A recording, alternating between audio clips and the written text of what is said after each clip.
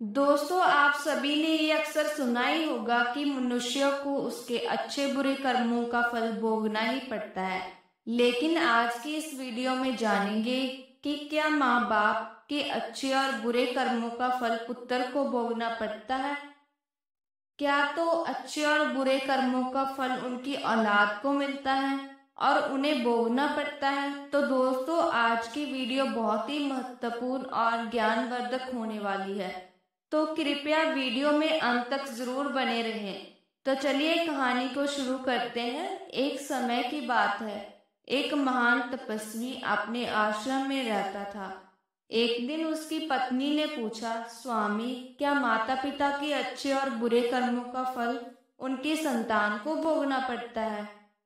क्या तभी महात्मा ने कहा, हे देवी, माता पिता के अच्छे और बुरे कर्मों का फल उनकी संतान को अवश्य ही भोगना पड़ता है। आज मैं आपको एक प्राचीन कथा सुनाता हूँ, जिसे सुनने के बाद आपको पता चल जाएगा कि कैसे माता पिता के अच्छे और बुरे कर्मों का फल उनकी औलाद को मिलता है और उन्हें भोगना पड़ता है। फिर महात्मा ने कथा को सुनाना आरंभ करते हैं और कहते हैं कि हे देवी, प्राचीन समय की बात है, एक गांव में एक गरीब आदमी रहता था। वह बहुत ही गरीब था, किसी तरह से मेहनत मजदूरी करके अपने घर का पालन पोषण करता था। उसे मजदूरी में दिन भर काम करने के बाद 50 रुपये मिलते थे। उसमें से वह रुपये रोज दान करता था और 25 में अपने परिवार का पालन पोषण करता था। इस प्रकार कुछ समय बीतने के बाद उसके घर में एक लड़के का जन्म हुआ। उस गरीब आदमी के परिवार में अब कुल 3 सदस्य हो गए, दोनों पति पत्नी और एक लड़का। अब धीरे धीरे उनके पालन पोषण में उस आदमी को समस्या होने लगी, क्योंकि इधर दिन प्रतिदिन महंगाई बढ़ती जा रही थी।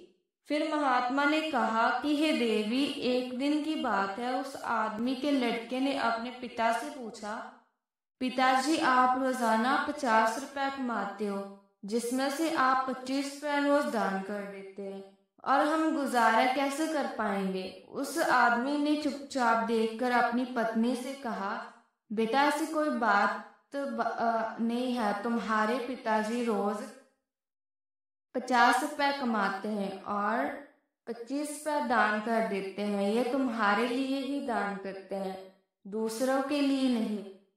लेकिन वह लड़का इस बात को नहीं समझ पाया, क्योंकि वह लड़का बहुत ही छोटा सा था। महात्मा ने कहा, हे देवी, इस तरह ऐसे कुछ समय बीतता गया और उस गरीब आदमी का लड़का धीरे धीरे बड़ा होने लगा और उस लड़के की उम्र 7 वर्ष की हो गई। एक दिन वह आदमी काम करके शाम के समय वापस अपने घर लौट रहा था। तभी रास्ते में एक काला भैंसा आया और आकर उस गरीब आदमी को मारने लगा।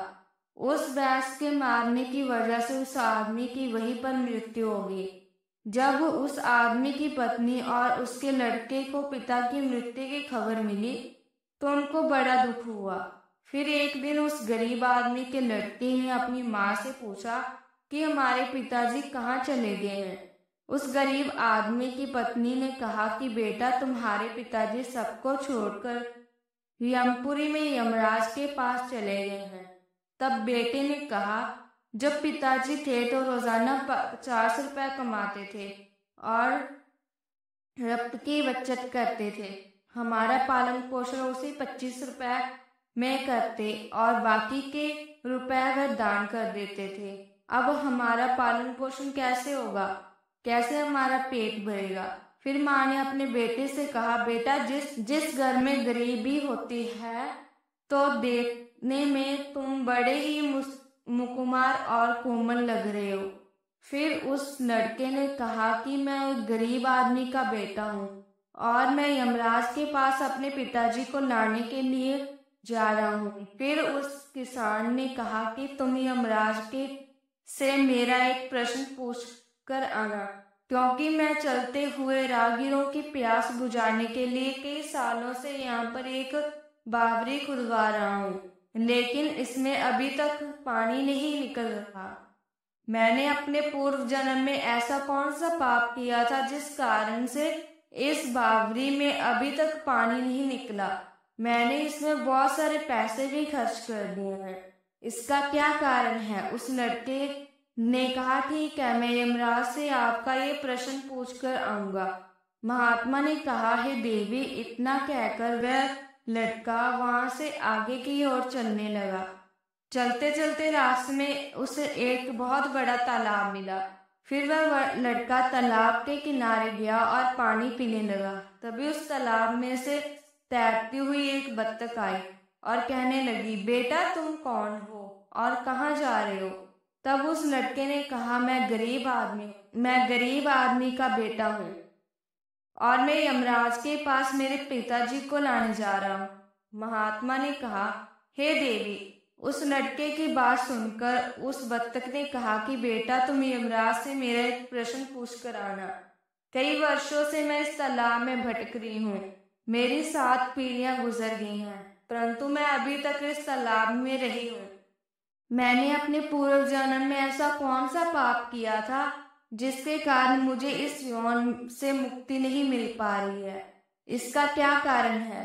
तब उस लड़के ने कहा, ठीक है, मैं यमराज से तुम्हारा ये प्रश्न जरूर पूछ कर आऊंगा। इतना कहकर वह लड़का वहां से आगे की तरफ बढ़ने लगा। चलते चलते तालाब से दूसरे किनारे पर पहुंच गया। दूसरे किनारे पर जब वह पहुंचा तो उसने देखा कि एक मरा हुआ बगुला वहां पर पड़ा हुआ था।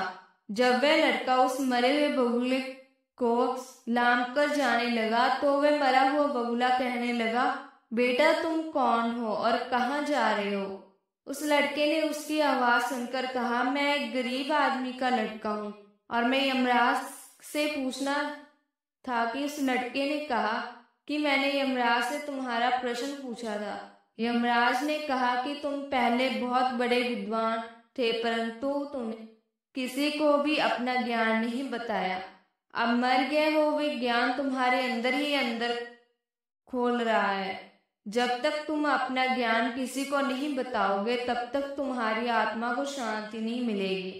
महात्मा ने कहा कि हे देवी। फिर उस मरे हुए बगुले ने कहा कि बेटा अब ऐसी हालत में मेरे पास ज्ञान लेने के लिए कौन आएगा, तुम मेरा ज्ञान ले लो। फिर उसने उस लड़के को जितना भी उसके पास ज्ञान था वह सारा ज्ञान उस लड़के को दे दिया और ज्ञान देने के बाद तुरंत ही उसकी आत्मा को मोक्ष की प्राप्ति होगी। फिर वह लड़का आगे चलते चलते उसे वही बत्तख मिली। बत्तख ने कहा कि बेटा क्या तुमने यमराज से मेरा प्रश्न पूछा था। उस लड़के ने कहा कि हाँ यमराज ने मैंने तुम्हारा प्रश्न पूछा था। उन्होंने कहा कि तुम्हारे अंदर अमृत है, जब तक तुम इस अमृत को किसी को नहीं दोगी तब तक तुम ऐसे ही व्याकुल रहोगी। बत्तख ने कहा कि बेटा अब कौन मिलेगा मुझे, तुम्हें मेरा अमृत ले लो। फिर बत्तख ने अपना अमृत उस लड़के को दे दिया और अमृत देते ही उस बत्तख की आत्मा को मोक्ष की प्राप्ति होगी। इसी तरह वह लड़का वहां से आगे बढ़ने लगा। फिर चलते चलते रास्ते में वही किसान मिला जो राहगीर के लिए बावड़ी खुदवा रहा था। उस किसान ने जैसे उस लड़के को देखा तो वह प्रेम से हाथ जोड़कर कहने लगा कि बेटा क्या तुम्हें यमराज से मेरा प्रश्न पूछा। तो उस लड़के ने कहा कि हाँ मैंने यमराज से मैंने तुम्हारा प्रश्न पूछा था। उन्होंने कहा कि तुम्हारे पूर्व जन्म में तुमने इसी बावड़ी में एक सांप को मार दिया था, जिसके कारण इस बावड़ी में अभी तक पानी नहीं निकला है और तुम इस बावड़ी को खुदवा रहे हो ताकि तुम अपनी गलती को सुधार सको।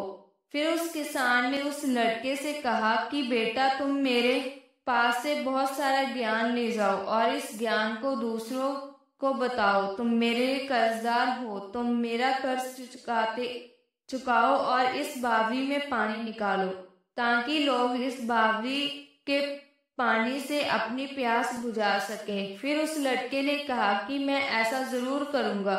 फिर वह लड़का वहां से आगे बढ़ने लगा। चलते चलते उसे वह महान तपस्वी मिला जो उसके पिताजी का गुरु था। उस तपस्वी ने उस लड़के को देखा और उसे बड़े प्यार से अपनी गोद में उठा लिया और कहा कि बेटा तुम कहाँ से आ रहे हो। उस लड़के ने कहा कि मैं यमराज से पास से आ रहा हूँ। उस तपस्वी ने कहा कि बेटा क्या तुमने यमराज से कोई प्रश्न पूछा था। उस लड़के ने कहा कि हाँ, यमराज से मैंने 3 प्रश्न पूछे थे। पहला प्रश्न मैंने उससे ये पूछा था कि मेरे पिताजी कहाँ हैं। यमराज ने कहा कि तुम्हारे पिताजी यमपुरी में हैं और वे तुम्हारी बहुत याद करते हैं। दूसरा प्रश्न मैंने यमराज से पूछा था कि मेरी माँ का क्या होगा। यमराज ने कहा कि तुम्हारी माँ बहुत ही अच्छी महिला है और वह बहुत जल्दी ही स्वर्ग में चली जाएगी। तीसरा प्रश्न मैंने यमराज से पूछा था कि मैं यमराज के पास कैसे पहुंच सकता हूँ। यमराज ने कहा कि तुम बहुत अच्छे और धर्मपरायण लड़के हो, इसलिए तुम यमराज के पास जाने की जरूरत नहीं है, तुम यहीं पर ही मोक्ष पा लोगे। फिर उस तपस्वी ने कहा कि बेटा तुम बहुत अच्छे और धैर्यपरायण लड़के हो और तुम अपने पिताजी के अच्छे कर्मों का फल भोग रहे हो, इसलिए तुम यमराज के पास जाने की जरूरत नहीं है, तुम यहीं पर ही मोक्ष पा लोगे। फिर उस लड़के ने कहा कि गुरुजी अब मैं क्या करूं। उस तपस्वी ने कहा कि बेटा तुम अपने पिताजी के अच्छे कर्मों का फल। फिर उस लड़के ने उस तपस्वी को प्रणाम किया और वहां से चला गया। फिर वह लड़के ने अपने घर का रास्ता लिया और जब वह घर पहुंचा तो देखा कि उसकी माँ मर चुकी थी और उसके घर में कोई नहीं था। फिर उस लड़के ने अपनी माँ का अंतिम संस्कार किया और फिर उसके बाद उसने अपने पिता की कब्र पर जाकर उन्हें याद किया और फिर उसने अपने जीवन में अच्छे कर्म करने शुरू कर दिए और अंत में वह भी मोक्ष को प्राप्त हो गया। तो दोस्तों ये थी आज की कहानी। वीडियो के अंत तक बने रहने के लिए आप सभी का बहुत बहुत धन्यवाद।